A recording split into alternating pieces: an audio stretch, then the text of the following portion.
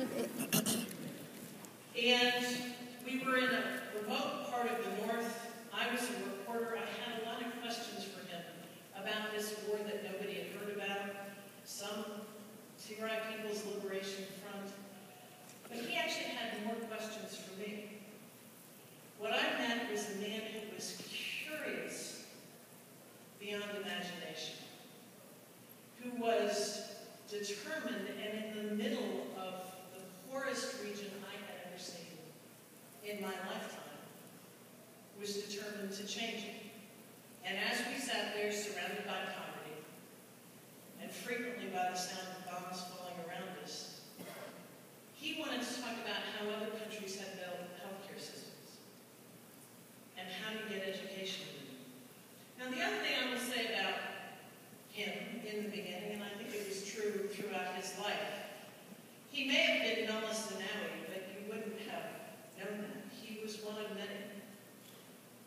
He was not presenting himself, nor were his colleagues presenting him as anything other than just one of them.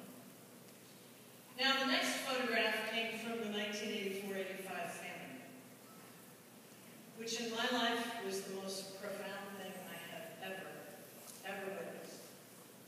At a time when we had the technical means to reach almost everyone in need, 1.5 million people died because they lived on the wrong side of the lines. They were behind the lines in one of Africa's most brutal and ugly wars.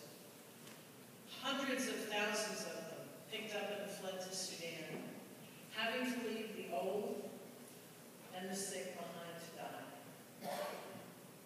I saw grandmothers forced to grovel on the ground and eat dirt because there was nothing left.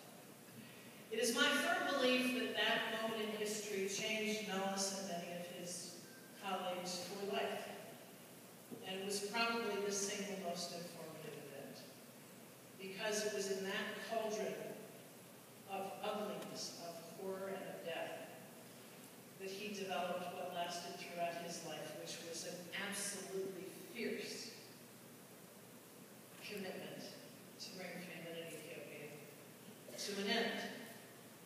Now, the next and very interesting photograph was from 1991, where, who knew? The war was over. The movements that everybody said would never succeed, succeeded. Mengistu fled, and at 36, he became the president of Ethiopia. Now, in that photograph, he's wearing a suit and not fatigues. His tie's a little crooked. They weren't quite used to the formality of the capital city at that time. And I went to Honest, and I called him before I left, and I said, what can I bring you? He said, bring me everything there is on the World Bank. The good, the bad, the ugly. I want to know everything about the World Bank. I took 2 boxes. He had read them, I think, in the space of 2 weeks. And in his first meeting with the senior World Bank official, it was Kim J. Cox, Kim left and said, my God, this man knows more about the World Bank than I do. Another photograph was from just this summer at Camp David, where Prime Minister Nellis, with other African leaders, joined President Obama and the leaders of the G8 to launch something called the New Alliance for Food Security and Nutrition. Now, here was a man then who had overseen a couple things that are extraordinary. Ethiopia was by then, and is now, the leader on global health. You talk to anybody who wants to talk about how do you deal with HIV and AIDS, how do you train health workers, Ethiopia, Minister Tedros, it is the leader. And here's something else. Last year, the Horn of Africa was hit by the worst drought in 60 years. People in Ethiopia needed relief. But 7 million people in Ethiopia who were affected by that drought did not need a thing because of programs and policies that had been put in place for the prior decade. So for the first time, those who might have been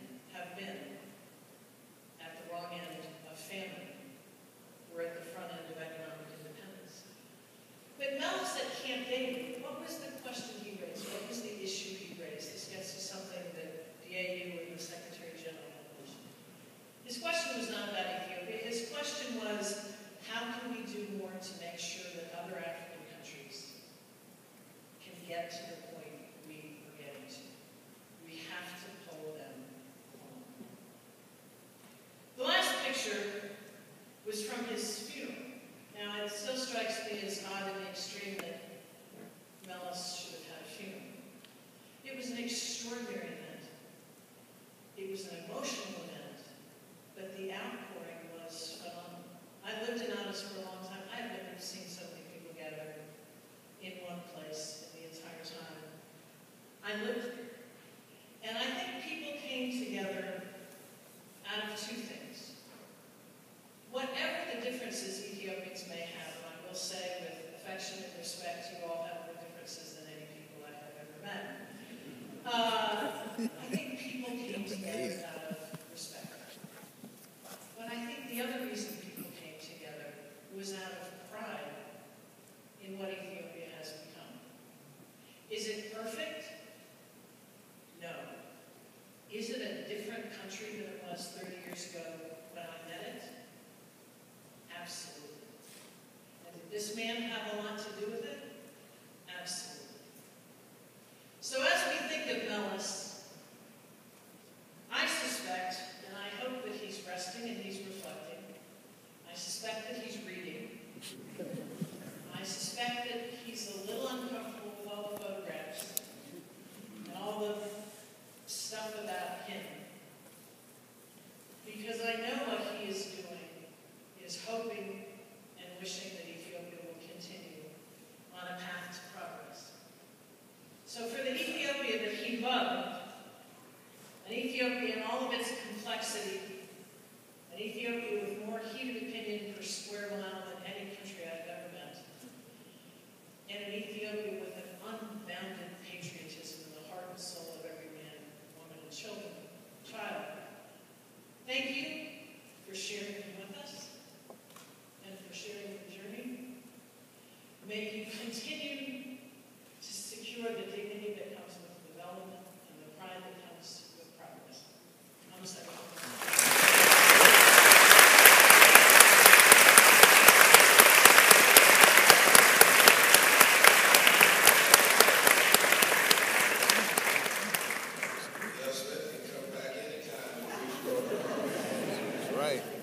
What a marvelous tribute. Wonderful. While we were